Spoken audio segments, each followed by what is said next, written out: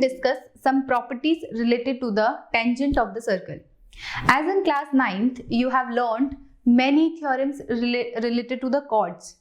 In 10th class, we have a basic discussion of tangents. Okay, so I'll give you some properties of tangents. Okay, so if there is a circle,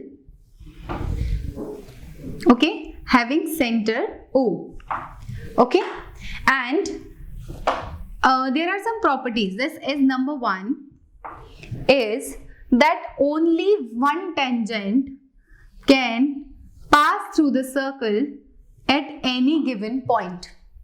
If I ask you to draw a tangent at point A, so you can draw only one tangent at any given point. Okay, means only one tangent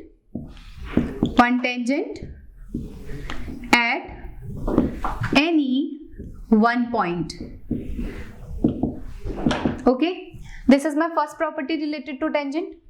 Number 2, if there is any point outside the circle, okay, I assume it is point P, then I can say that from point P there can be two tangents drawn which is touching the circle.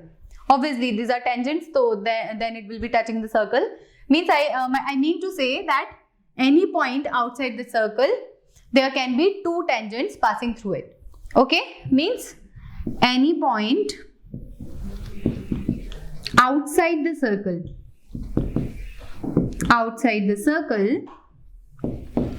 we can draw only two tangents through it.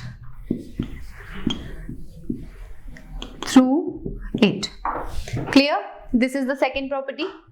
Now third property says that no tangent can pass inside the circle. Okay, if it is passing like this, then it will not be known as the tangent, it will be your secant, as I have told you before. So this is not the tangent. At any point inside the circle, tangent will not passing through that point. Okay, so that was the third point. From any point inside the circle,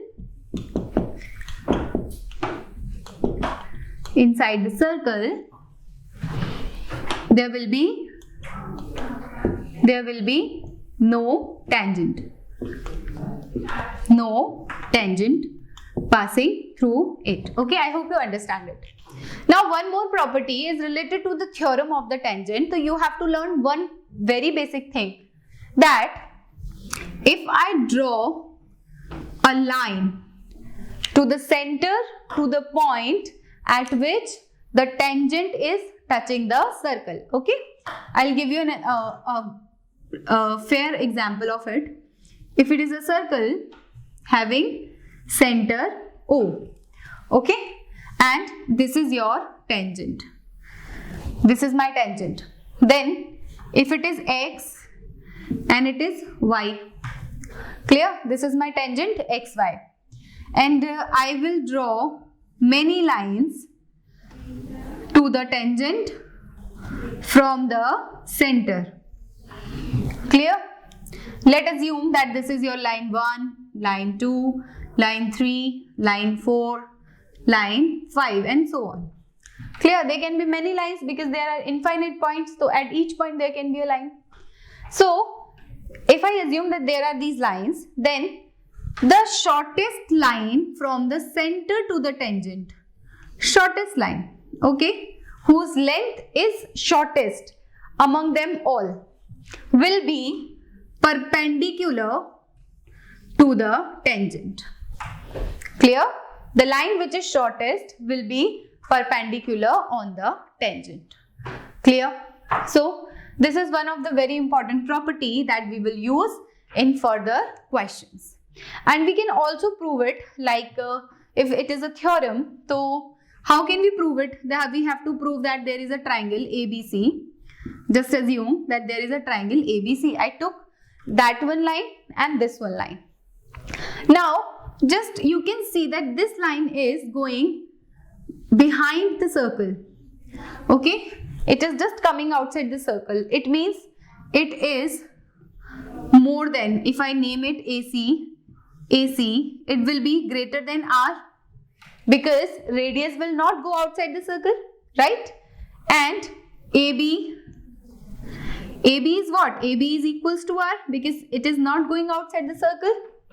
Since if there is any other line, it will again be greater than R.